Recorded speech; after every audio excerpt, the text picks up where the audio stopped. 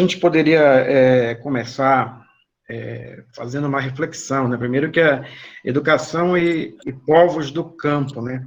Quando a gente coloca isso aí, educação e povos do campo, a gente, de certa forma, já está afirmando aí, né, que para os povos do campo, nós temos que ter uma educação diferenciada, né, e que isso não há discordância nenhum com aquilo que eu penso, não é? No entanto, a gente percebe o seguinte, que eu acho que quando a gente fala aí de uma lógica, né, educação do campo e povos, educação e povos do campo, uma lógica decolonial, a gente tem que pensar, antes de mais nada, romper com uma dualidade que acompanha a nossa história, né? Acompanha a nossa existência, a formação nossa enquanto povo brasileiro, não é? Pelas falas do grupo aí, que a gente estava nesse momento inicial, nosso diálogo, eu ouvi algumas falas, né, que possam talvez demonstrar um pouco isso, né? Como diz assim, ó, meu pai é do campo, a minha família é do campo, olha, o campo está lá, mas assim, a gente tem uma resistência de se assumir enquanto povos do campo, né? Cria-se essa dualidade, o urbano, o rural, o que sabe e o que não sabe, o que é cultura, o que não é cultura. Então, a gente vai se deixando impregnar por essas coisas todas, né? Então, por exemplo, a própria constituição do que é rural e o que é urbano, a gente tem que começar a repensar isso, porque tem determinados pesquisadores que afirmam categoricamente que no Brasil, a maioria dos municípios que se dizem urbanos, eles são, na verdade, município rural, são rurais, não são urbanos, porque partem da lógica que, para ser considerado urbanos, não é pelos critérios adotados pelo IBGE, mas sim pela densidade demográfica, que é o número de habitantes por quilômetros quadrados, né? Então, se for considerar essa lógica aí, a maioria dos municípios brasileiros, eles não podem ser considerados urbanos, mas sim rurais, até pelas próprias relações que se estabelecem, até pelas relações produtivas que ocorrem nesses municípios. Então, não dá para dizer que são municípios urbanos, mas isso tudo é possível de nós entendermos a partir de uma lógica que quer, como sempre, acabar com essa possibilidade de se pensar um mundo diferente, de pensar novas formas de produção e novas formas de existência. Então, a gente precisaria, eu acho que, fazer um esforço, porque, para mim, é difícil pensarmos numa lógica decolonial se nós estivermos pensando a partir dessa lógica dualista, né? Educação do campo, educação da cidade. Então, se nós formos pensar numa educação, quando a gente pensa em educação, e aí eu acho que vai um pouco na linha, pelo menos que eu acho, que o Fernando colocou, que são princípios, né? Educação, o que é uma educação de qualidade, o que é uma educação referenciada? Uma educação de qualidade, uma educação referenciada, ela deve ser para todos, independente se a pessoa está no meio urbano ou no meio rural. Então, e os princípios, eu acho que Freire coloca muito bem para nós.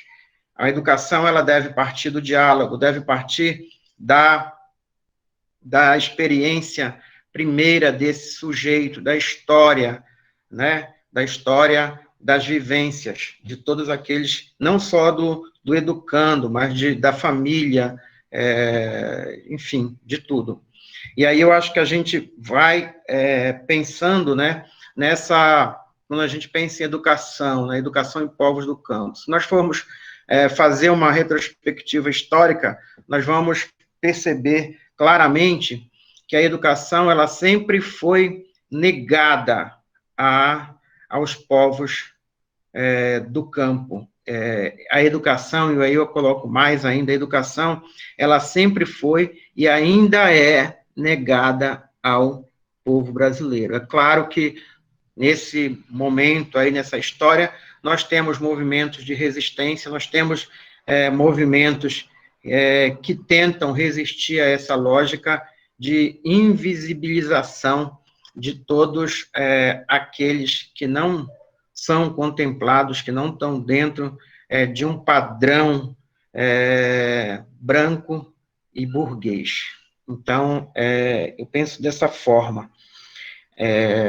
E aí eu vejo, né, que as nossas escolas, né, se a gente for pensar nas nossas escolas, né, se nós formos pensar até a década de 60, as nossas escolas públicas eram escolas de qualidade, só que eram escolas que não eram acessíveis a todos. A escola mantinha, como ainda mantém, só que lá atrás, de maneira mais forte, uma lógica seletiva, uma lógica elitista e uma lógica excludente, né? E depois a gente foi vendo que com o movimento, né, a abertura da escola para todos, essa escola foi perdendo muito da sua qualidade. A gente vê a desvalorização todinha dos professores e o avanço cada vez mais grande da lógica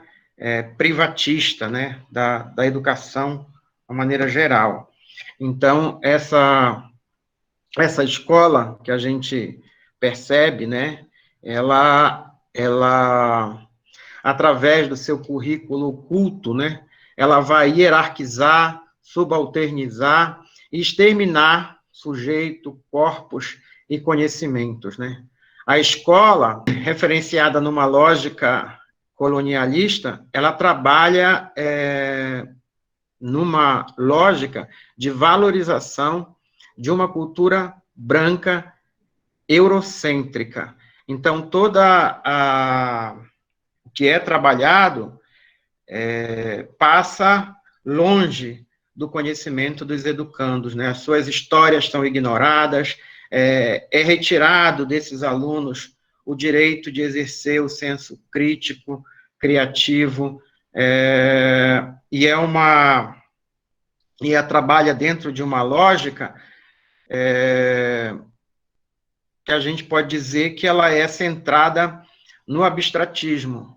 Então, não há uma relação daquilo que se apresenta com a realidade dos educandos, principalmente do povos do campo. Então, eu cansei de ver, em algumas atividades que eu fui, a professora está lá seguindo um livro didático, falando por exemplo, aqui em Minas mesmo, falando no rio Tietê, quando poderia estar falando do rio, do córrego do Buraca, que passa atrás da escola, que está passando por problemas de erosão e tudo mais.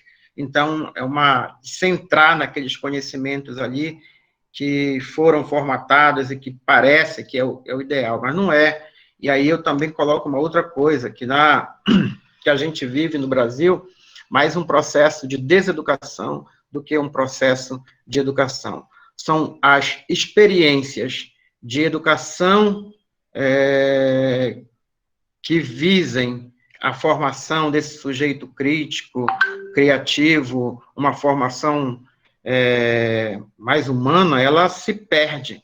São poucas as experiências, são experiências pontuais que se desenvolvem.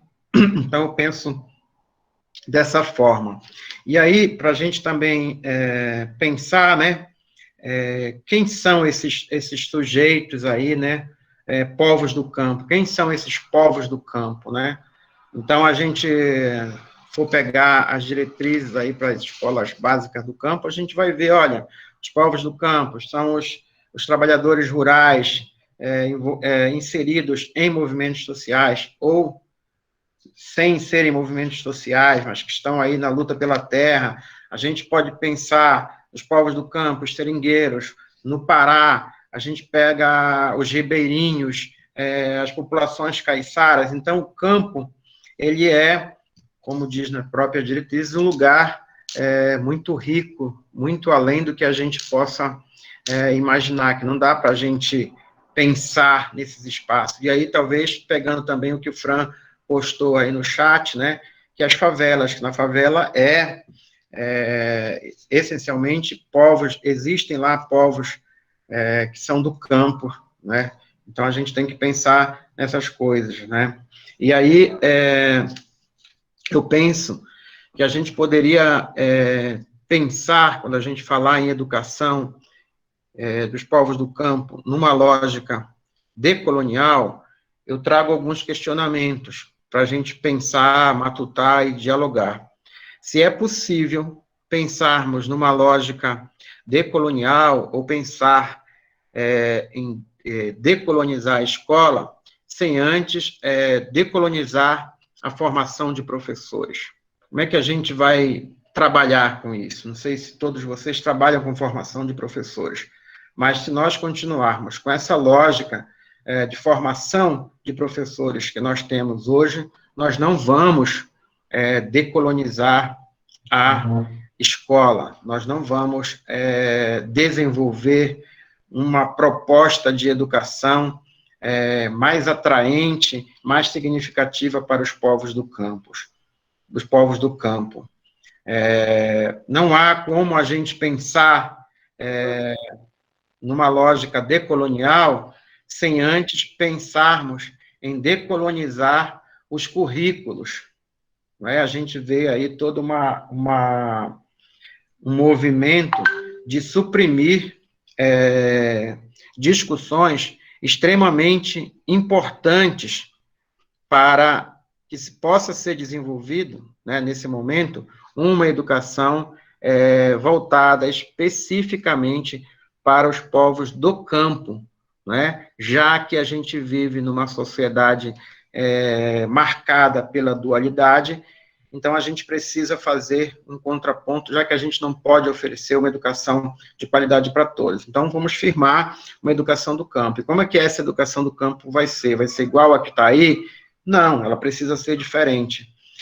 Então, a gente precisa mudar esses currículos dessa escola e incorporar temáticas que são importantes. Por exemplo, a temática de gênero, a incorporar nos currículos das escolas voltada para as populações do campo, a discussão sobre a luta pela terra, porque a luta pela terra é extremamente importante. Trazer esse momento aí de conhecimento de por que existe a luta pela terra no Brasil, como é que se deu, qual é esse processo todo que a gente foi falando aí, que já desde do descobrimento, né, do pseudo-descobrimento, né, até os dias atuais. Então, a gente precisa pensar nisso. Então, não dá para a gente pensar em decolonizar, pensar numa lógica decolonial para a educação, né, sobretudo do campo, sem a gente pensar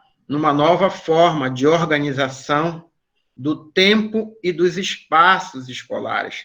Nós não podemos pensar a escola a partir do referencial urbano, que eu acho que esse é um dos grandes problemas. Nós pensamos a escola do campo tendo como referencial a escola urbana. E aí a gente complica tudo. Então, um dos grandes avanços nesse processo, para mim, são as licenciaturas em educação do campo. Para que a gente possa refletir sobre esse trecho que trago, né? O quão necessário é, né, pensarmos para além do que construímos e do que somos, né? E estarmos nos referenciando, né, nesse estudo desse diálogo de hoje do campo, já com referências tão maravilhosas como o Miguel Arroyo. E no encontro passado que João deu uma profundidade absurda, né, como ele coloca em seus textos, sobre a decolonialidade e seus eixos, fazendo muito de Catherine Walsh, assim como o texto que nós estamos também trazendo, né? Queria colocar que quantas vezes, e aí queria colocar esse trecho que estou espelhando aqui para a apresentação, né? Que transformações são necessárias à universidade, ao campo de formação de professores, para, né, professores de professoras, para que gênero, raça e natureza sejam incorporados plenamente ao seu marco conceitual, metodológico e político, enquanto categorias de análises úteis à superação da lógica capitalista, monorracial, monocultural, heteropatriarcal, que organiza a educação brasileira. E como é necessário que nós, né, como acadêmicos, sejamos capazes de trabalhar a nossa escuta e o respeitar o outro. Esse outro que é subalternizado em momentos muito importantes de fala, né, essa necessidade egóica que nós temos de nos colocarmos e falarmos, e quanto isso afasta os outros autores, né, ao ponto de muitas falas que a gente presenciou do não se sentir à vontade para falar por não ser esse profundo. E estarmos referenciando o nosso local colonial, muitas vezes que comportamentos são esses que nós temos, né? De silenciar, de cortar as vivências, né, e as experiências, e que acaba causando no outro esse medo do existir, esse medo do falar, e como é essencial que nós estejamos comprometidos com essa mudança cultural, social e colonial que nos foi imposta. Essa aí é uma música, né, Cultivar, ela é do Gilvan dos Santos, que é um dos poetas aí, e cantadores do movimento Sem Terra, um grande militante do MST. O nome da música é Não Vou Sair do Campo, né? Que o texto todo ele é trabalhado em estrofes do Gilvan, que ele é muito importante, né? Para quem conhece o movimento do MST, as músicas são muito utilizadas. E esse cultivar, na verdade, é uma palavra que eu tenho um extremo carinho, porque me lembra de origens, me lembra de vivências, e de um processo tão bonito que é o cultivar, né? O cultivar sentimentos, o cultivar o crescer. E aí trouxe essa palavra mais por isso, na verdade. Então, aí eu fui colocando um pouco do que eu já falei, né, que as escolas são organizadas por uma perspectiva centrada na colonialidade, que através do seu currículo oculto hierarquiza, subalterniza e extermina sujeitos, corpos e conhecimentos, que nesses espaços, né, eu já falei que é desenvolvida uma educação bancária, destituída do entusiasmo, da curiosidade epistemológica e da boniteza do ensinar. Isso aí já está Paulo Freire, né, a gente sabe que ele fala muito sobre isso, né, principalmente no livro lá da Pedagogia da Autonomia. E aí eu coloquei também, né, que a gente já falei aqui, que essa escola nega aos educandos e educandas o direito de exercitar o senso crítico, centra o ensino no abstratismo, entediante para todos e todas envolvidos no processo de ensino-aprendizagem. As experiências, as histórias de vida e a cultura dos educandos são ignoradas, né? Então, a gente percebe claramente isso, não só nas escolas do campo, mas, sobretudo, a gente vê essas coisas mais evidenciadas na escola do campo, e também a gente pode observar isso nas nossas escolas, né, que esse padrão, infelizmente, ainda não mudou, né, a gente vive aí num modelo de educação que quer homogeneizar tudo, né, e aí eu acho que é um pouco isso, né, pensa que gente e gado é a mesma coisa, né, e aí eu coloquei, né, se é possível, não é aí é decolonizar a escola, né, sem antes decolonizar a formação de professores, sem decolonizar os currículos, sem decolonizar os materiais pedagógicos e sem decolonizar a organização e os tempos escolares. Então, é impossível, sob o meu ponto de vista, pensarmos na decolonização das instituições escolares voltadas para o campo, sem antes pensarmos na decolonização desses pontos que nós apontamos aqui e de outros pontos, né? Esses materiais didáticos, mesmo com o PNL de campo, né? A gente vê que os avanços, a forma de apresentar as narrativas, elas ainda são muito tímidas, elas não contemplam, de fato, as necessidades e as narrativas, né, as histórias dos sujeitos. Então, eu acho que se a gente não pensar em outra organização em tempos escolares, a gente vai estar falando e não vai adiantar nada, né? Então, é aquilo que eu já falei anteriormente, não dá para a gente pensar uma educação para os povos do campus, tendo como referencial a escola urbana, né? Não dá para nós pensarmos numa escola do campo com essa formação de professores que a gente tem, que é centrada na lógica urbana, né? Então, aí, como eu vinha colocando, que eu acho que um importante avanço nesse sentido aí são as LEDOC, né? Que são as licenciaturas da educação do campo, que busca formar professores que tenham essa ligação com o campo, né? É o grande desafio que está posto aí, né? E aí eu acho que tem também uma luta grande, né, que é mantermos as licenciaturas em educação do campo num contexto tão adverso do qual nós estamos passando aí. Então, a gente vai pensar e vai discutir sobre isso aí. Acho que esse é um pouco do que quero que a gente possa refletir um pouco e quero escutar os amigos. Inclusive, percebi que não me apresentei, né? Sou Andréia, sou cientista ambiental de formação, trabalho em juventude há mais tempo, né? Como educadora social e ambiental. E trabalhei também com os indígenas Tremembé, com a juventude, né, do ensino médio. E trago essa partilha, né, de questionamento. O meu lugar de educadora alimenta ou subverte as lógicas centradas no urbano e a predominância de políticas públicas generalistas que desconhecem as especificidades da população do campo e demais povos? E aí trago para nós todos, né, independente de educadores e educadoras do campo ou da cidade, nós estamos subvertendo essa lógica que nos é imposta como única? Nos é possível enxergar essa necessidade de subversão, inclusive, acho que esse é um questionamento, né? Essa necessidade de subversão dessa lógica que coloca o campo como um lugar de precariedade, de pobreza, de ausência de possibilidades, né? Pela lógica urbana, por esse ser que somos centrados como modelo único de vida, negando ao outro o direito de ser, né? De existir dentro de todos os seus saberes e suas possibilidades de criação, de criação e de evolução, e do entender e do compreender o mundo, né? Como o campo ele exige, a partir dos movimentos, né? Que Antônio Cláudio tão bem apresenta para nós, a educação do campo, ela surge a partir dos movimentos, e com esse surgimento e dessa raiz, como ela nos exige a necessidade de olhar para o outro, compreendendo que o outro ele tem saberes e ele compreende esse todo, né? Tem duas coisas que a gente precisa também, eu acho que é entender, acho que quando você fala da questão dos movimentos sociais, né? Essencialmente, e aí eu falo, talvez, que o movimento do MST, no meu ponto de vista, é um movimento que ele pauta, de fato, essa necessidade do campo ter uma escola diferenciada, né?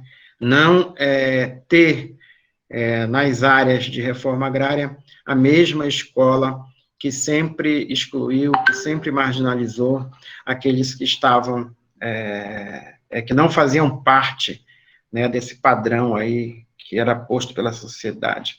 Então, brigar por uma nova escola, né? E aí o movimento dos trabalhadores rurais sem terra, na minha opinião, eu acho que é um movimento que ele tem mais organizada as suas propostas, suas metodologias e as suas proposições para a escola do campo, né? Desde a educação infantil até o ensino superior, né? Da educação básica ao ensino superior.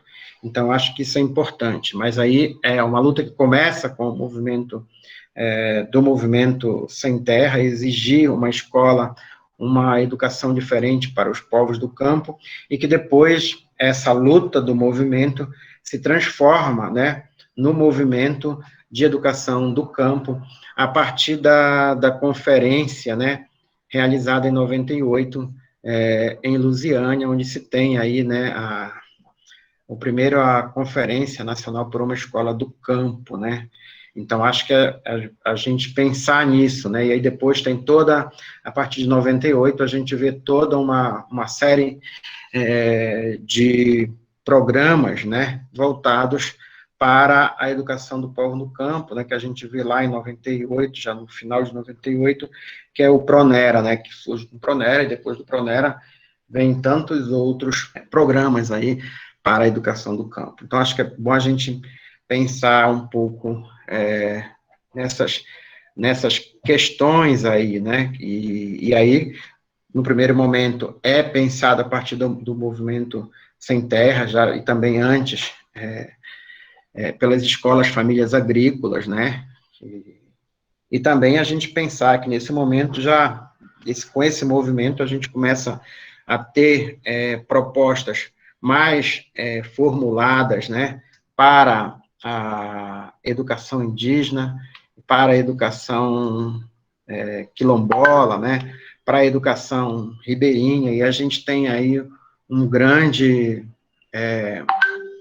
número de professores, né, envolvidos nessa discussão aí sobre a educação do campo, né, e aí a gente vê aí que com o governo do presidente Lula, né, nós vamos ter aí as leis, né, que vão colocar, né, a educação indígena, a educação dos povos do campo. A gente tem uma série de avanços aí que tentam ignorar, que tentam diminuir esses avanços que nós tivemos. Então, só para a gente pensar um pouco nisso. Pensar a diversidade na formação de educadoras do campo é identificar as diferenças étnico-raciais de gênero e de sexualidade, classe, geração, entre outras, que compõem os sujeitos e movimentos do campo. É reconhecer os diferentes processos de resistências ao capitalismo, heteropatriarcal, branco, eurocentrado. É também reconhecer o que permanece inexistente, criando condições para a valorização e validação de identidades, culturas, corpos, epistemologias e práticas historicamente subalternizadas, entre elas, pedagogias esquecidas, ou melhor dizendo, invisibilizadas. E aí tem uma fala aqui no chat, né, de um companheiro que colocou que trabalha em uma escola da rede estadual, né, e que tem que aproximadamente 30% dos alunos da zona rural e um público específico, que não é contemplado pelo currículo, e nem ações específicas, são peculiaridades, essas peculiaridades não são observadas, né? Eu acho que é interessante isso que você coloca aí, André. Eu acho que é para a gente, até mesmo, né, é uma questão que as pessoas muitas vezes ignoram, né, e aí a gente vê muito, pelo menos eu vejo muito aqui na minha realidade em Minas, das escolas, né, porque aí tem uma questão, né, escola rural e escola urbana. Claro que todos os professores, eles querem estar, até mesmo pela questão de, sei lá, se é status, estar numa escola urbana, porque acreditam que fazer parte de uma escola do campo, uma escola rural, ela não pegue muito bem, vamos dizer assim. Então, nós temos, e aí o que define uma escola, se é rural ou se ela é urbana, né? E acho que a gente precisa deixar muito claro, e isso todo mundo deve saber muito bem, que não é a localização geográfica dela, não é se ela está numa área mais afastada, se não está, são as pessoas que compõem, os alunos, a clientela que ela atende. Então, se eu tenho uma escola que ela atende 70% da sua clientela é constituída por alunos que vêm de áreas rurais, essa escola, embora ela esteja numa região central, ela é uma escola do campo, ponto. A gente não precisa entender isso, que a lógica que essa escola trabalha deve ser uma lógica diferenciada da escola urbana. Por isso que eu falo, se nós, enquanto educadores, não nos abrirmos ao novo e não quisermos compreender isso, não vamos ajudar em nada. Nós só vamos estar atrapalhando. Então, não dá para eu, como professor, dizer assim, olha, eu tenho que ter as minhas férias como nós todos estamos formatados a isso, termos as nossas férias em fevereiro, janeiro, em julho. Queremos as nossas férias. Não dá.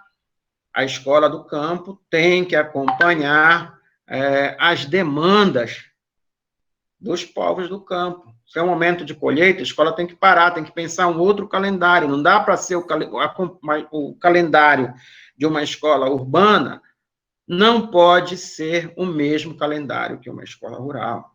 Então, é por isso que os professores que trabalham, que se propõem a trabalhar numa escola do campo, ele tem que ter, pelo menos, uma afinidade com esses povos. Então, é por isso que eu acho que a LEDOC é importante a partir do momento que ela traz uma formação para os militantes dos movimentos sociais, traz a formação para esses alunos que são do campo. Né? Então, só um parênteses. Ótimo, obrigada pela contribuição. O que o colega traz, né, acho que apresenta muito o que Fran já trouxe, em outros momentos que nós estamos colocando. O quão nós nos distanciamos dessa necessidade de nos enxergarmos para além desse modelo hegemônico, né? Que ele se apresenta como um modelo urbano, mas que, na verdade, nem no urbano nos contempla. Porque nós mesmo que temos outras perspectivas, outras origens e outras funcionalidades de vida, não estamos contemplados, ouvidos ou representados nesse modelo chamado urbano, né? Nesse modelo dito como urbano, que, na real, ele não representa todo urbano, ele representa esse modelo heterocentrado, capitalista e todas essas outras questões que acredito real em uma sociedade que difira disso. E acho que esse é um momento ótimo para que João, que está inscrito, João, tinha acompanhado essa inscrição, estava aqui já querendo ler ouvir. E aí, João, antes de você falar, porque o seu texto, para mim, ele remete muito a esse questionamento, que o texto que falei, né, de 2015, das marchas. E a educação do campo que nos direciona ao olhar ao sul, que não permite o estabelecer de fronteira entre as áreas das ciências da natureza, das ciências humanas e das ciências sociais, pois coloca o saber popular em diálogo com o saber científico. E, para mim, como mulher negra, periférica, é muito importante, para mim, o campo, quando chego na universidade, porque quando penso a natureza, né, como cientista ambiental, me enxergo dentro dessas ciências integradas, e como essas caixinhas, elas fazem pouco sentido para mim. Então, para mim, inclusive, é um sentir muito forte, né, essa experiência que a educação do campo traz. E aí, lhe convido já a falar, João, fique à vontade para contribuir com a gente, muito grata. Desculpem estar me intrometendo, mas eu imagino que vocês tenham feito pelo menos o eixo da fala de vocês, né? Espero não estar dispersando a fala. Eu queria, aliás, fazer um exercício que tem muito a ver com o que o Paulinho trouxe na fala dele, quando falava da disparada, né? Que era que ele precisava ser mais acadêmico, e para ser mais acadêmico ele precisava, talvez... Eu tenho certeza que não foi isso que ele fez, ou que ele quis dizer, mas eu estou pegando aqui a deixa para problematizar, porque é preciso a gente entender que esse acadêmico que a gente está aqui pensando coletivamente enquanto GEAD é um acadêmico que foge, e aí eu boto inclusive aí o arroba no final, acadêmico, acadêmica, né? A primeira coisa é essa, a problematização da questão de gênero, a problematização da questão das diferenças, no sentido mais amplo possível, que já foi citado nos 2 slides anteriores, né, da fala da Andréa e do Antônio Cláudio, e nesse sentido de também a gente compreender que a nossa perspectiva de formação acadêmica é uma formação diferenciada, porque é pensada dentro de uma lógica decolonial. Porque vale salientar que a perspectiva relacional com a qual nós nos inspiramos no nosso projeto formativo, enquanto grupo, ela é eminentemente decolonial, ela é eminentemente dialógica. Não dá para a gente desconsiderar esses fatores, e aí por isso é que eu queria começar gerando um estranhamento que poderia parecer ser contraditório em relação às falas da André e do Antônio Cláudio, mas não é isso, mas é no sentido de ampliar um pouco a nossa lógica de percepção. Então, eu digo que o problema é muito maior do que essa separação entre a educação do campo e a educação da cidade.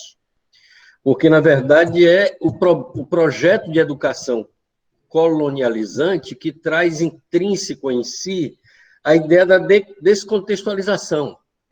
Porque a descontextualização ela não acontece só na escola do campo.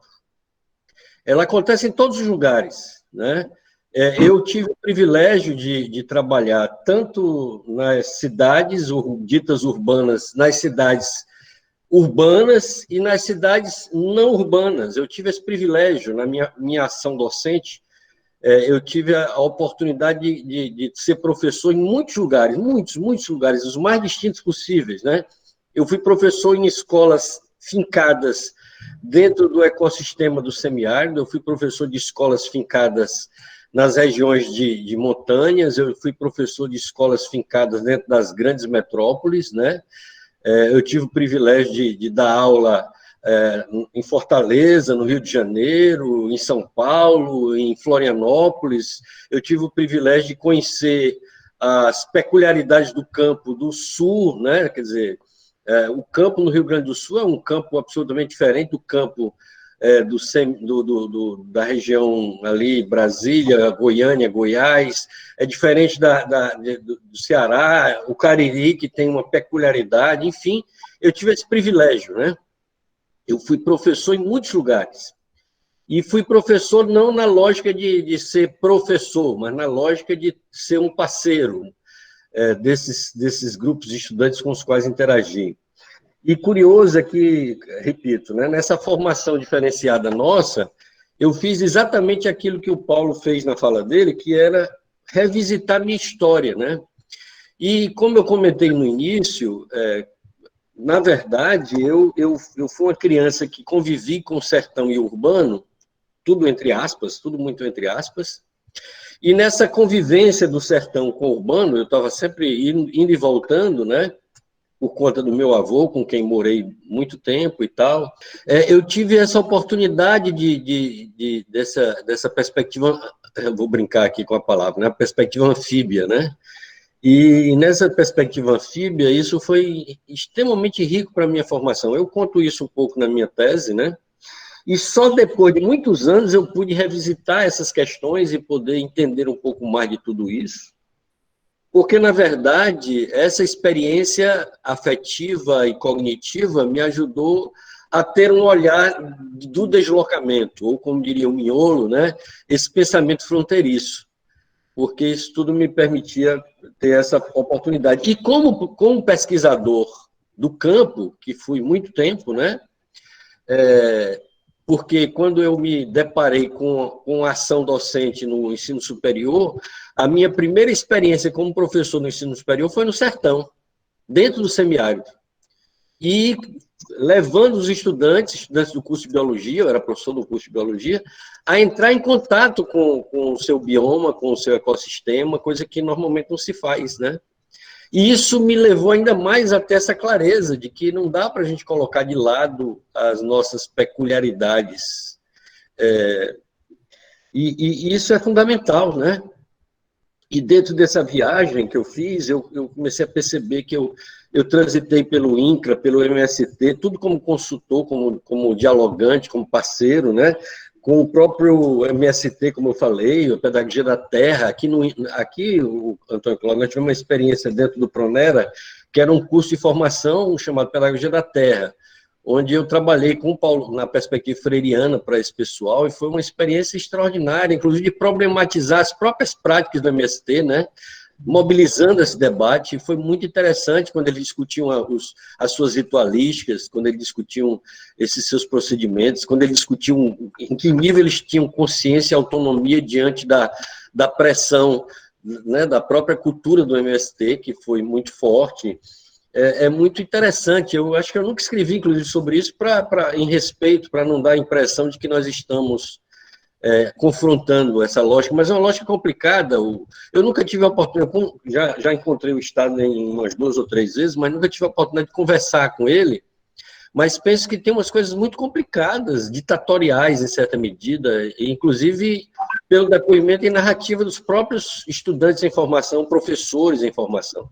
Mas tudo isso é para dizer que, na verdade, essa dinâmica colonializante, ela está permeando tudo, né? Ela se espraia, ela é o que eu chamo de microcolonialidade, né?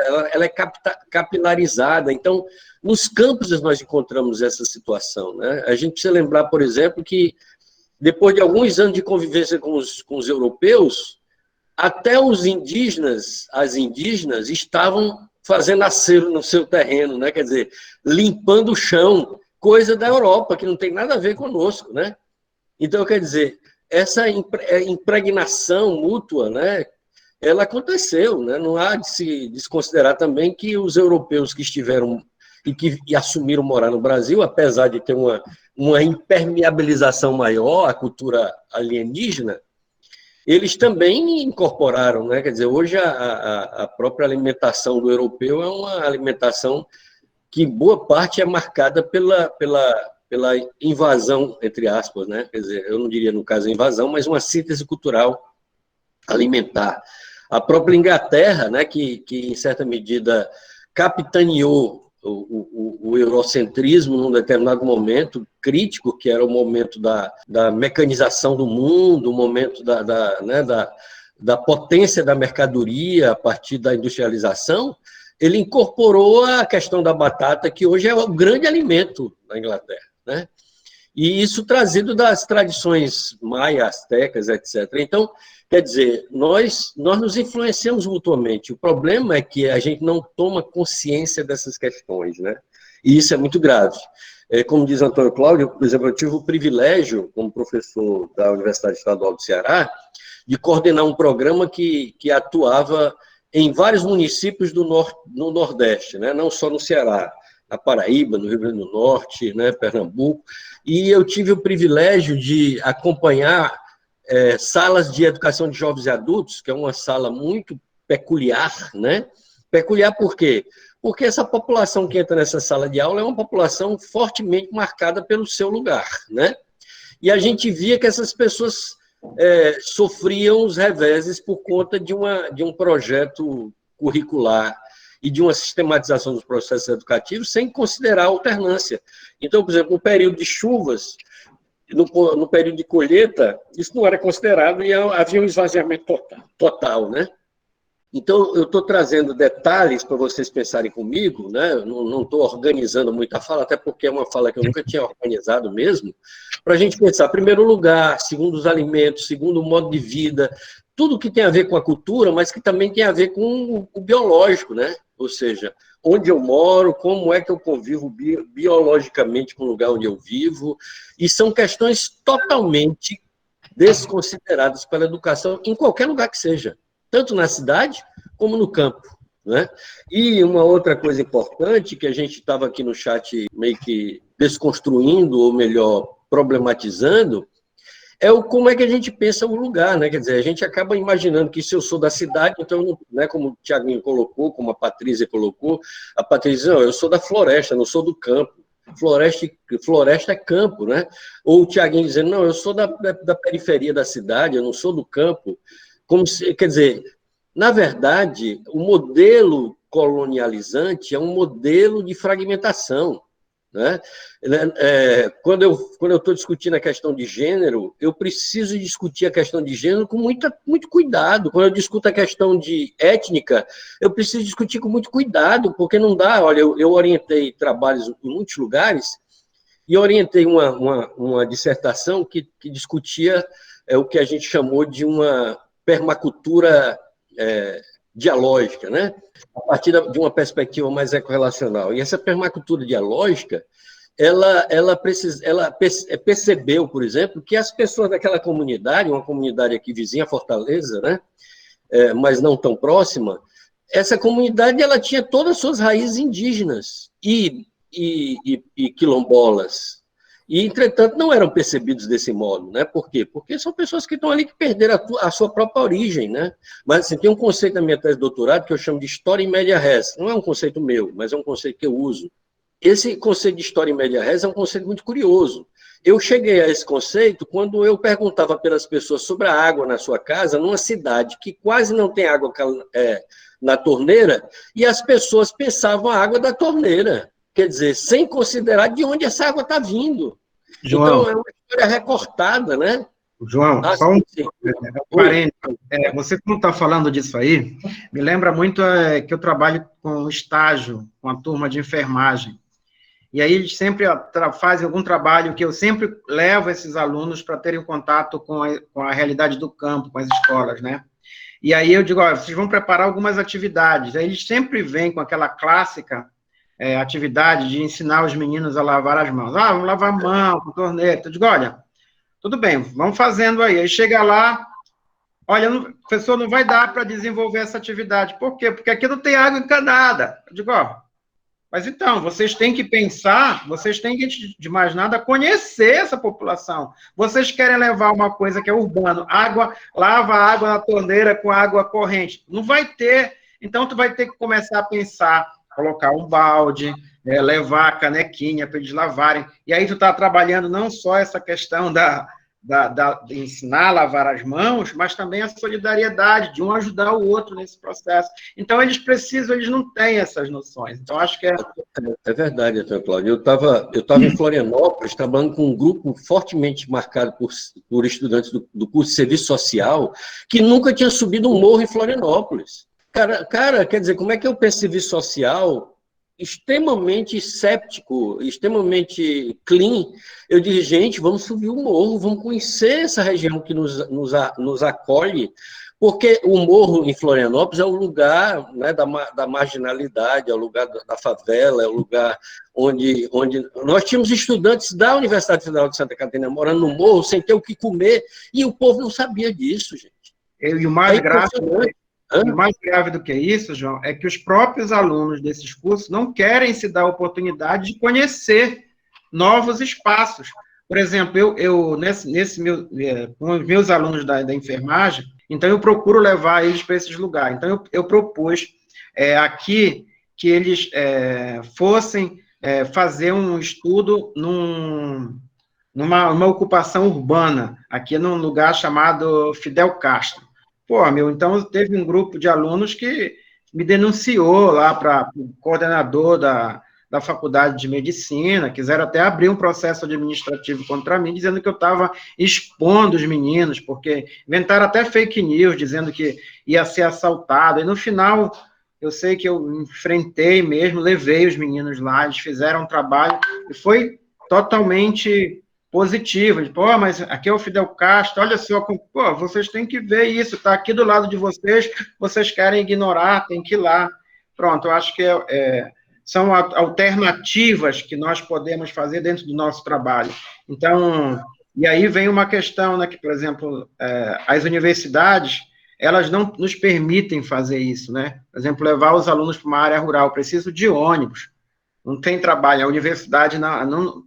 É verdade, Antônio Carlos. E assim, como eu disse, eu tive um privilégio extraordinário de poder interagir com esses grupos, né? Cara, conviver com o pessoal do MST intimamente durante um período extenso e depois poder ir para a escola do MST, né? Trabalhar com eles dentro da escola deles, são experiências inigualáveis. Não dá para você teorizar sobre isso no sentido da teoria que tem se pensado por aí, né, quer dizer, como uma coisa falaciosa. Eu estava conversando sobre isso com meus estudantes, eu digo, teoria, né, Fernandinha, a gente estava conversando sobre isso ontem de manhã, teoria tem que emergir do concreto, tem que ter raiz, não dá para a gente estar pensando em teoria descolada da realidade, com uma fantasia, e como a gente faz isso, né, como é impressionante esse fazer. Eu fui fazer uma palestra sobre EJA, lá em João Pessoa, na Paraíba, né, e cheguei como eu comecei a falar sobre essas questões, aí um cidadão lá que tinha mestrado no meio do grupo levantou e disse, professor, o senhor me permite uma parte? Eu perfeitamente. Ele disse, eu vejo que o senhor está falando eminentemente de Foucault aí, não sei o que das quantas. Aí eu até brinquei e disse assim, ele tem umas coisinhas interessantes. O cara já ficou meio chocado quando eu disse isso, né? Porque a gente esquece da riqueza de experiências que nós temos e que a gente não não interage com elas, não dialoga com elas. Então, como eu disse e repito, as maiores aprendizagens que eu fiz, e olha que eu já fiz doutorado, já fiz pós-doutorado, já fiz uma ruma de marmota, as maiores experiências de aprendizagem que eu fiz foi com esse povo lá no meio do mato, do sertão, que não tinha formação acadêmica, que não tinha feito nunca nenhuma graduação, nunca tinha feito uma escolaridade nenhuma, e eram pessoas que me ensinaram coisas extraordinárias. E coisas que a gente pode compartilhar e qualquer um aprende, o que é mais interessante. E o que a gente vai buscar nessa perspectiva colonializante está muito marcado, muito impregnado de alienação. Então, a gente tem que ter uma atenção muito grande a essas questões, para que nós não sejamos um replicador, uma replicadora desse modelo, né? Eu estava, assim... Freire me ajudou demais. Paulo Freire foi, assim, incrível, incrível. Ele conviveu comigo intimamente mesmo. Eu tive poucas oportunidades de conhecê-lo quando ele esteve aqui no plano físico, mas espiritualmente eu convivi muito com Paulo Freire, convivo, né? Ainda convive, né? E Freire me acompanhou em muitas jornadas e eu aprendi muita coisa interessante que depois eu ia encontrar no livro e tinha um entendimento absolutamente diferente, porque eu fazia o que ele ensinou a ser feito lá em São Paulo, quando secretário de Educação, né? Dizendo assim, cara, o Paulo Freire trouxe os professores das universidades para dialogar, né? E ele dizia assim, nós vamos partir dos problemas do concreto. Nós vamos buscar autores e autoras que dialoguem com o concreto. Ou como o Fernandinho ontem fez um depoimento muito massa, né? O Fernando estava dizendo assim, gente, as minhas referências teóricas são aquelas referências que me entendem. Eu acho que é isso. Quer dizer, é a partir dessa... O diálogo tem que ser de intimidade, né? Eu fui uma vez convidado para uma palestra na universidade lá em Santa Catarina, em Blumenau, e chegando lá na universidade, era para eu falar sobre extensão universitária, né? E a minha principal referência em extensão universitária, que eu tinha uma bagagem da UES, quando coordenador de um programa de extensão grande, como eu disse, envolvia vários municípios em vários estados do Nordeste, e nessa experiência, uma das coisas mais importantes para mim, que eu fui falar lá, a convite da Pró-Reitoria de Extensão lá dessa universidade comunitária, né? Eu dizendo assim, nós precisamos fazer extensão, não é extensão. E eu brincando com esse conceito de extensão, dizendo assim, eu tenho que aprender com essas pessoas, cara. Quando eu aprendo com essas pessoas, eu posso dialogar com elas, e aí ambos crescemos. Mas se eu vou com esse discurso, que quase sempre acontece, vai fazer uma pesquisa, eu vou fazer uma pesquisa para ensinar aquele pessoal a fazer tal coisa. Cara, é brincadeira isso. Né? O Fernando tem algumas historinhas interessantes sobre isso, né, Fernando? Oriundas lá do nosso companheiro do Teatro do Oprimido, né? Uma das experiências muito interessantes é exatamente essa. O cara vai lá ensinar. O Fran também tem uma história muito legal sobre um engenheiro agrônomo que passa um perrengue quando vai tentar trabalhar lá nas comunidades. E é isso mesmo, cara. Quer dizer, como é que eu vou ensinar sem aprender primeiramente? Então, a grande questão é que essa problemática, como eu disse no início da minha fala, é muito maior, porque é um problema da escola, é um problema da educação, não é um problema só da escola do campo. Entretanto, pensando a escola do campo como a gente está pensando hoje, isso ganha nuances muito interessantes, né? Eu tenho alguns artigos curiosos sobre isso, eu tenho aquele artigo do indígena, do Marcos Quena, né? Em que ele vai aprender na universidade e quando ele volta ele desaprendeu a cultura dele e aí ele sofre os reveses desse desaprendizado porque aí ele não podia mais, não conseguia dialogar, né? Mas é muito curioso porque a gente precisa sempre lembrar disso, né? Quer dizer, os obstáculos que nós trazemos em nós para que nós sejamos decolonial. Esse artigo, que é um artigo publicado num livro no Rio Grande do Sul, que é muito interessante, tem um outro artigo publicado aqui pela Universidade do Norte, aqui em Sobral, UVA, como é que é? Universidade Vale do Acaraú, né? Eu tenho um artigo publicado num livro na UVA também, que eu acho muito legal, que vai contemplar essa dinâmica que o Antônio Cláudio falou, porque eu estou falando de formação, Antônio Cláudio. Eu vou dizer que a gente tem que pensar a formação, né? Se a gente não pensar a formação, não adianta nada, porque esses professores e essas professoras, mesmo vindo do MST, que era o caso dessa pedagogia da terra, cara, quando chegou na disciplina de Paulo Freire, que nós começamos a problematizar essas questões, ele dizia assim, cara, incrível, a gente está incorporando uma outra cultura e perde a referência. Ou o Stremembé, André sabe disso, nós fomos fazer um ciclo dialógico com o Stremembé, lá numa das comunidades. Como é que chamava aquela comunidade, André? Foi na Passagem Rasa, né? Na Passagem Rasa, exatamente. E eles disseram assim, João, cara, nós estamos perdendo as nossas próprias referências. Que absurdo! Eu estou jogando bola com os meninos, quando eu entro na sala, eu sou professor, autoridade. E esqueço que eu sou amigo deles, que eu sou parceiro deles. Entende? Quer dizer, eles próprios começam a tomar consciência de, pelo amor de Deus, eu estou pisando na bola, literalmente, porque eles, no futebol, né? Pisando na bola, e aí não percebo a gravidade desse aculturamento. Porque tem um aculturamento legal, bom para todo mundo, né? Não dá para desconsiderar isso. Paulo Freire já dizia lá naquele livro publicado em 1959, né? Educação e Atualidade Brasileira, que não dá para imaginar essas grandes, vastas regiões do país, onde nós temos os latifúndios, onde uma casa está isolada totalmente do mundo, e imaginar que ela, de fato, está isolada totalmente do mundo. Naquele contexto, já não estava, imagine hoje, né, gente? Então, há um aculturamento nesse processo.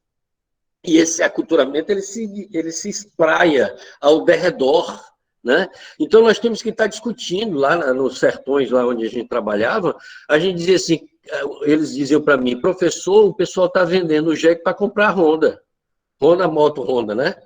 E aí monta na Honda para ir levando gado, né? Estão aboiando em cima de uma moto agora, ao invés de usar o jegue.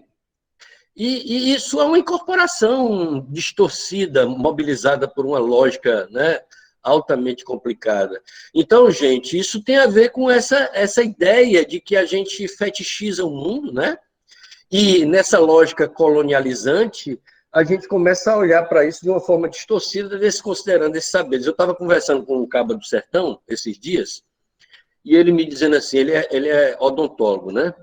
E ele dizendo assim, João, o povo do sertão já não é mais esse povo que você conta no seu livro, não. Ele dizendo para mim. Eu digo, como assim? Eles estão perdendo a solidariedade. Cara, eu vi um carro dar um prego no meio da estrada e ninguém chegar para ajudar. O povo olhando de longe ficou. Isso não era assim, não. Há poucos anos atrás, ninguém deixava ninguém no prego, não. Ninguém ficava no prego, não. As pessoas chamavam para dentro da sua casa e tinha um cafezinho, e tinha uma rede no alpendre, tinha uma água tirada do pote. Então, isso está se agravando, sabe, Antônio Cláudio? Isso está se agravando a ponto do Marcos Kena e o alerta que ele nos traz, de que a gente precisa sempre estar atento para a cultura local e fortalecer essa cultura local. Isso é imprescindível. Uma das coisas da minha tese, sabe o que foi? Fazer um álbum fotográfico para que eles se olhassem e olhassem o seu lugar. E eles olhavam o sertão nas diversas situações, e ele olhava e dizia assim, isso aqui é aqui no nosso lugar? Essa coisa tão bonita aí? Eu digo, pois é, essas coisas bonitas aí são aqui no teu quintal. E a gente não percebe, está perdendo essa capacidade de perceber. Porque a gente está incorporando outras lógicas. Eu estava estudando nessa época da tese um artigo de um alemão, dizendo assim, esse povo é muito antropocêntrico, eles chamam tudo é bicho e mato, não reconhece nem quais são os animais, nem quais são as plantas. Entretanto, ele desconsiderava o seguinte, que a relação afetiva que há entre a galinha que está no seu quintal, que acabam comendo, de certa medida, mas eles comem aquela galinha dentro de uma lógica que não é a lógica capitalista. Eles respeitam aquele animal, no trato com esse animal, eles cuidam desse animal de uma forma absolutamente diferente. O pé de pau, que não tem nem nome, é um pé de pau cuidado, com carinho, respeitado, tem o seu espaço no seu quintal. Então, quer dizer, a gente acaba lendo a realidade a partir da nossa realidade. E ao olhar para essa realidade a partir da nossa realidade, nós desconsideramos as outras realidades, né? Eu vou fazer uma palestra amanhã à noite, palestra de 5 minutos, onde eu vou falar desse negócio de lacrar e cancelar, né? Porque, a gente faz isso sem se aperceber no dia a dia, né? Tem alguns personagens aí que estão na moda atualmente, né, por conta dos programas da Globo, mas que são representantes de personagens que estão em nós, né? Nós também fazemos isso. Na hora que alguém diz uma coisa que a gente não concorda, a gente já lacra. Na hora que alguém diz uma coisa que nos afeta a ponto de nos comprometer, a gente cancela. Então, a gente faz isso dentro dessa perspectiva de formação colonializada que nós recebemos. Então, a gente critica o outro sem se colocar no lugar. Então, quer dizer, quando nós pensamos na... Eu estava falando dos outros artigos, além desse artigo sobre o Marcos Kena, tem um outro artigo que eu falo sobre currículo, eu já disse que depois eu passo as referências, e um outro falo sobre políticas públicas. Porque as próprias políticas públicas são políticas deformativas, né? Então, em vez de formação docente, nós temos deformação docente. E aí é muito complicado, gente. É muito complicado, porque por que a gente não faz esse movimento diferente? Eu me lembro de um estudante de biologia que chegou na porta da sala e disse assim, professor, quando é que você vai começar as aulas? E isso 2 meses depois das aulas terem começado, porque ele queria era material para concurso. Ele estava pouco se lixando porque ele morava numa cidade do interior, uma cidade que a André e a Fernanda aqui conhecem muito bem, Tauá. E eles moravam em Tauá e estavam um pouco se lixando para Tauá. Ele queria se preparar para o concurso, e se preparar para o concurso numa perspectiva de decoreba. São esses e essas que muitas vezes a gente interage. E a gente não tem que olhar para essas pessoas, né, com um olhar de crítica de cima para baixo, não. A gente tem que olhar para essas pessoas de baixo para cima. Porque coitados e coitadas subiram a ladeira e não perceberam a subida, e nem sabem que subida é essa, e nem sabem que ladeira é essa, e nem sabem que morro é esse.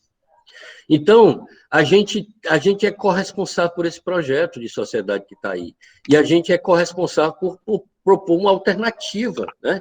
Então, a educação do campo é muito rica porque ela traz para a gente um movimento contrário, né? Que é exatamente o que eu estou chamando de extensão, né? Ou seja, eu preciso amar. Amar é revolução, né? E amar implica em se colocar nessa perspectiva afetuosa de querer que o outro esteja bem, esteja alegre. A gente precisa de cuidar das pessoas que estão ao redor da gente. João, obrigada pelas contribuições necessárias, inclusive. Inclusive, fico muito grata por tantas pessoas tão envolvidas e importantes na discussão, né? E pela escuta, a escuta tão essencial que precisamos nesses modelos formativos, né? Queria colocar só essa necessidade de não romantização, né? Dos povos subalternizados, né? O quão isso é problemático.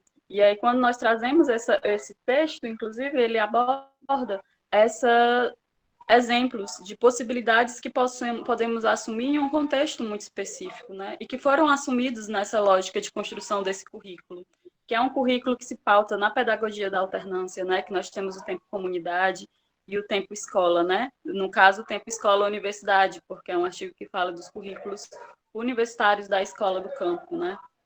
Então, existem pontos muito específicos. E aí a necessidade dessa não romantização dos povos subalternizados como um todo, né? Estamos aqui tratando do campo, mas acho que essas falas, elas cabem para todas essas romantizações que esse modelo cultural faz. Mas essa romantização, ela é tão extremamente violenta com nós todos, que ela não nos permite ser, sabe?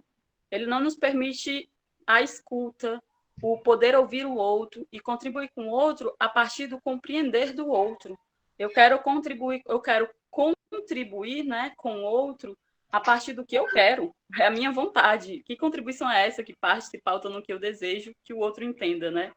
E aí isso me lembrou muito, João, as contribuições, a questão que Grada Quilombo traz logo no início do seu livro da Memória de Plantação, né? Que é um livro importantíssimo para a gente discutir a decolonialidade, que ela coloca a necessidade de discutirmos a nossa linguagem, né?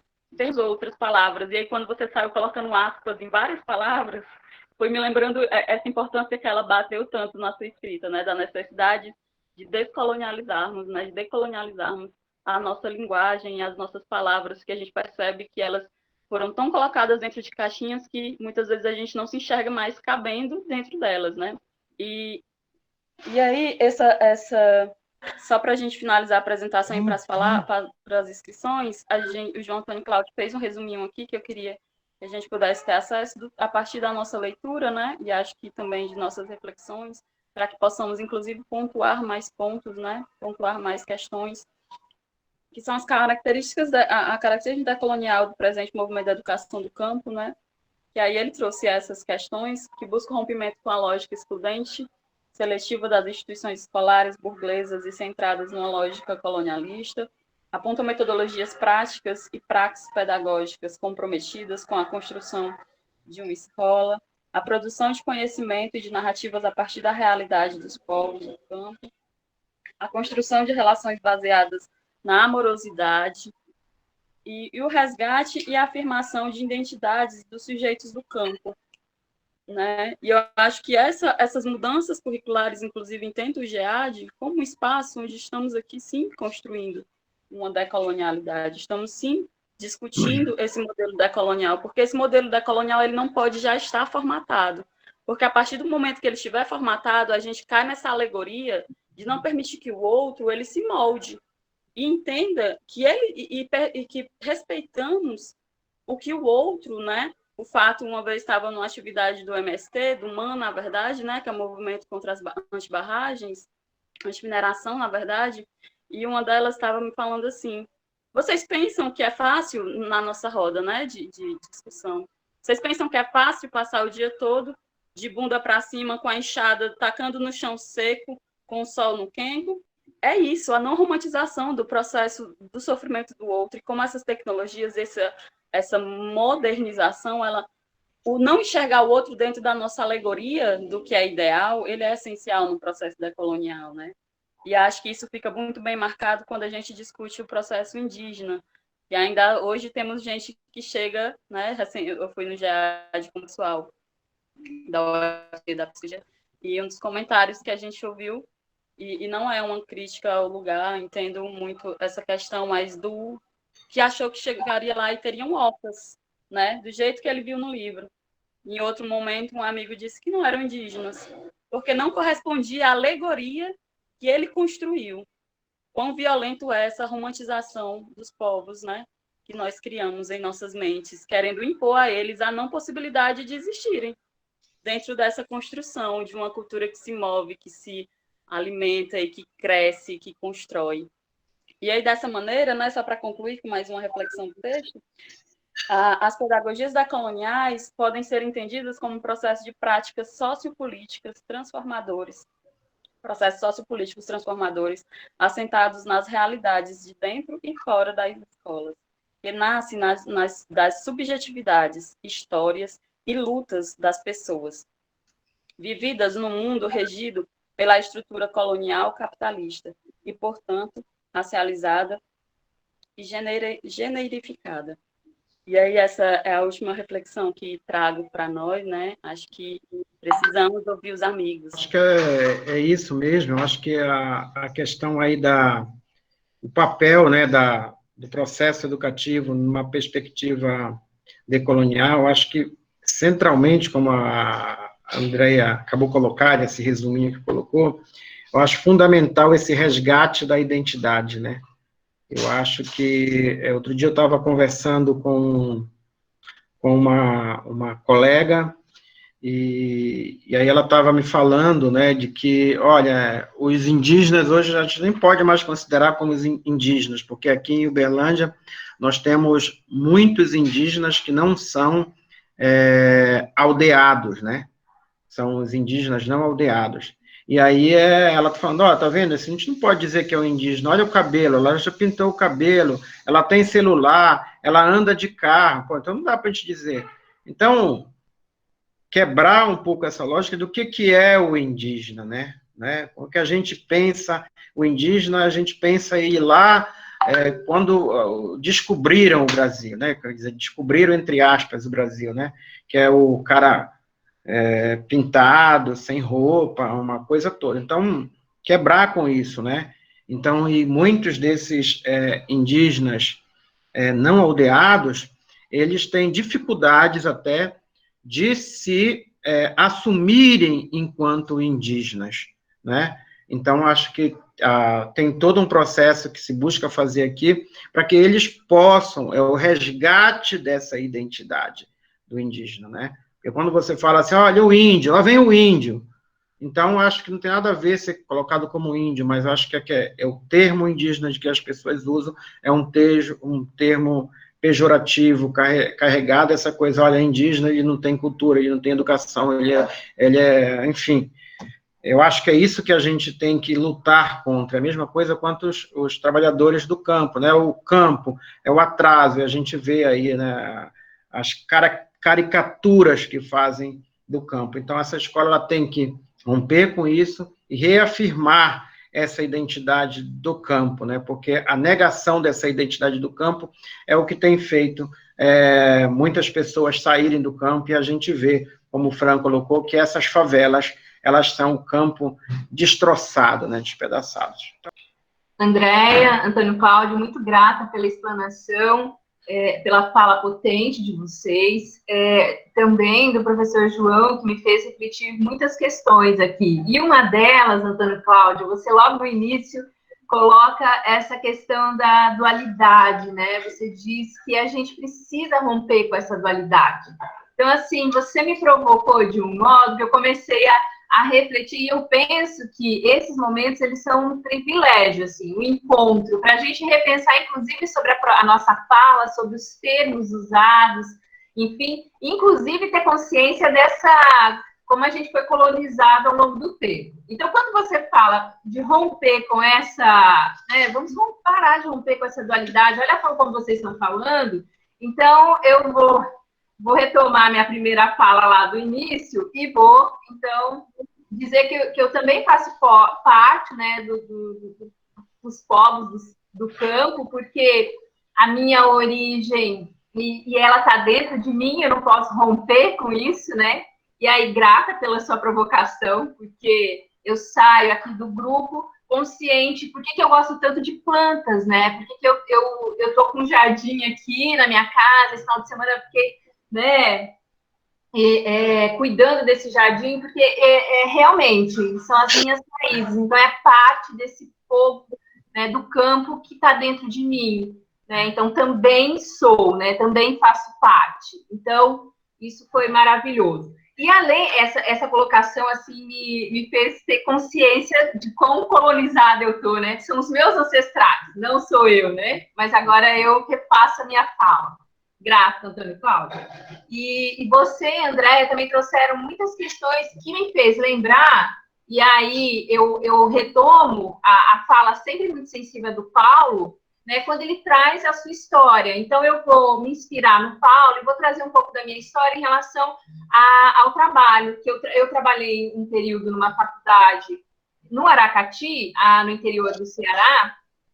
Lembrando que eu estou falando aqui do Mossoró, né, do Rio Grande do Norte, na época eu morava aqui também, e aí eu ministrava disciplinas de ensino de história para vários alunos, né, e uma dessas nossas alunas, muito interessantes, ela morava num assentamento chamado Coqueirinho. Eu não sei se vocês conhecem esse assentamento Coqueirinho, que inclusive eles trabalham com turismo rural, é muito interessante, e essa aluna, em especial, ela fazia muitas críticas em relação ao conteúdo e às professoras que trabalhavam na escola ali do assentamento. Primeira crítica que ela fazia.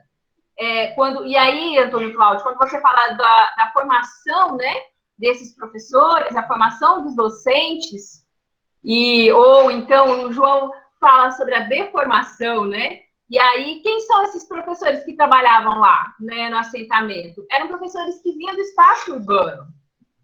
Não eram professores da comunidade, não eram professores que conheciam aquela realidade. Outra coisa que ela criticava, as crianças não sabiam o nome das plantas ali, não sabiam, né, do nome não só apenas das plantas, mas dos animais, né, que então faziam parte daquela realidade. Portanto, a fala de vocês me fez, então, pensar nessas duas questões aí, né? Como colonizado estou e como eu posso buscar essa decolonização das minhas falas, dos termos e do próprio pensar e sentir, e um outro é de que modo esses professores estão sendo, né, formados, ou mais. Quem são esses professores que estão lá, né, nesses espaços, nessas escolas rurais?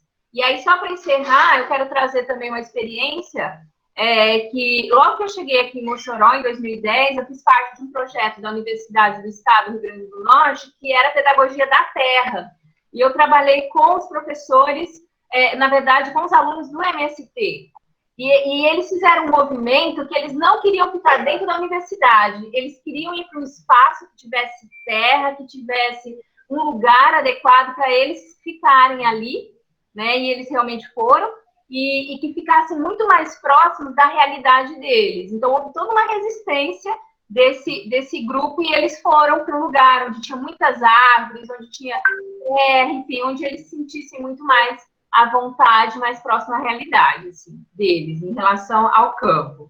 E é isso, mais uma vez, muito grata pela explanação e essa provocação que vocês causaram, e essas, né, retomando as minhas lembranças e as minhas próprias experiências. Grata. Eu passo a fala agora, então, para o Fernando. Eu vou tentar sintetizar aqui, na verdade, fazer um resumo do que eu ia falar. Sobre o assentamento Coqueirinho, eu quero fazer um registro que lá tem um grupo de teatro, que é o grupo Locomotiva de Teatro, tem um trabalho super bonito. Ele integra uma rede que nós temos aqui no Ceará, está num processo, né, de desmonte por conta do INCRA, estado do jeito que está, mas é uma rede que surge no INCRA, que é o projeto Arte e Cultura na Reforma Agrária, que é o projeto que está, inclusive, com essa iniciativa aí desse curso sobre decolonialidade, que vai acontecer agora, né? Que é uma iniciativa do projeto Arte e Cultura na Reforma Agrária, que surge no INCRA, junto com o assentamento Mucuim, lá em aquela região ali do Arneiroz. Mas a Ellen tocou nesse ponto trazido pelo Antônio, que é o ponto de nós acabarmos com essa dualidade entre campo e cidade, e aí eu concordo no sentido de nós rompermos com essa dicotomização. Essa dicotomia não é interessante para ninguém, porque essa dicotomia é colonial, mas temos que ter o cuidado, porque alguém poderia entender que nós poderíamos querer acabar com a diversidade. Não, pelo contrário, a gente quer ampliar as diversidades. A gente quer pensar nas especificidades e ter essas especificidades como saberes tão relevantes e tão importantes quanto os saberes europeus, quanto os saberes dos povos vazanteiros, quanto os saberes dos povos ribeirinhos, quanto os saberes dos mais diversos povos que têm suas diferentes epistemologias, né? Então, só para fazer esse registro, e também para parabenizar o grupo por aqueles princípios, né, decoloniais que vocês fizeram o esforço de trazer para a gente, né, fazendo tópico a tópico, aí eu achei ótimo. E aí eu lembrei aqui de uma entrevista que eu fiz em 2015 com a nossa querida amiga, professora Ivaniza. A Ivaniza é diretora de uma escola do campo, lá no assentamento Lagoa do Mineiro. Acho que Fran conhece, Ivaniza, não sei se outros colegas conhecem, em Itarema, né? A escola é Francisco Araújo Barros.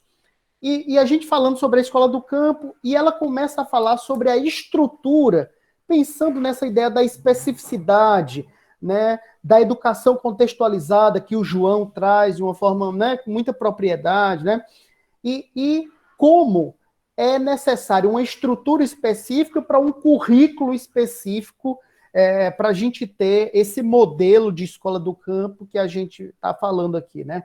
E eu vou ler aqui um trechinho da entrevista, da fala da Ivaniza. Ela diz: nossa escola conta com 12 salas de aula, sendo que 11 salas funcionam integralmente para as aulas, e uma sala é utilizada para a realização de místicas coletivas. Nessa sala, tem fotografia de lutadores e lutadoras, pessoas que foram importantes para o movimento, se referindo ao MST. As turmas realizam místicas diariamente. No laboratório de ciências, a gente estuda o solo da região. Por exemplo, a gente estuda o impacto dos insetos nas nossas plantações. Os alunos identificam em estudos no campo e depois levam para o laboratório. São nossos experimentos científicos em nossos laboratórios. A sala de vídeo também é utilizada semanalmente pelos núcleos de base. Os estudantes se reúnem em núcleos de base para favorecer a autonomia. E nessa sala de vídeo, eles assistem vídeos que eles escolhem sobre temas que estão estudando naquela semana. E tem também o nosso campo experimental, que a gente já está plantando 1 hectare de macaxeira com a técnica de macaxeira orgânica. Então veja que beleza, que riqueza, como ela vai falando acerca de como a estrutura da escola é disposta, foi construída para atender às especificidades desse grupo, né? Depois eu posso encaminhar para vocês trechos dessa entrevista, e a entrevista, se quiserem, né? Porque ela vai falar, por exemplo, da mandala. A produção no campo experimental, então, é em forma de mandala, né? Pensando na ideia da agroecologia, da agrofloresta, etc., né? São várias culturas que estão no mesmo lugar e dialogam e vão favorecendo o crescimento uma da outra. Eu acho que isso é fundamental nós sabermos. Agora, aí trago mais um ponto para encerrar a minha fala, né? À medida que a gente tem presente essa realidade, né, específica do campo, a gente precisa considerar também, enfatizar, que essa escola não deve se limitar, se circunscrever àquele universo, que é riquíssimo.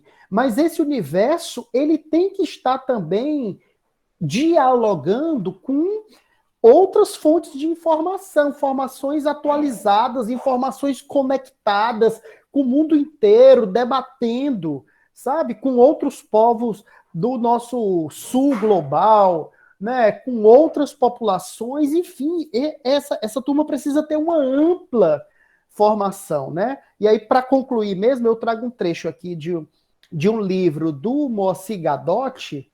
Esse livro chama Diversidades Culturais e Educação para Todos, que o Moacir Gadotti diz assim: não se pode confundir respeito à cultura local com a contemplação paternalista e benevolente do pitoresco popular, que pode estar também carregada de alienações, sem falar que simplesmente respeitar a cultura local sem ultrapassá-la é condenar as populações marginalizadas dos benefícios sociais a continuarem na mesma situação.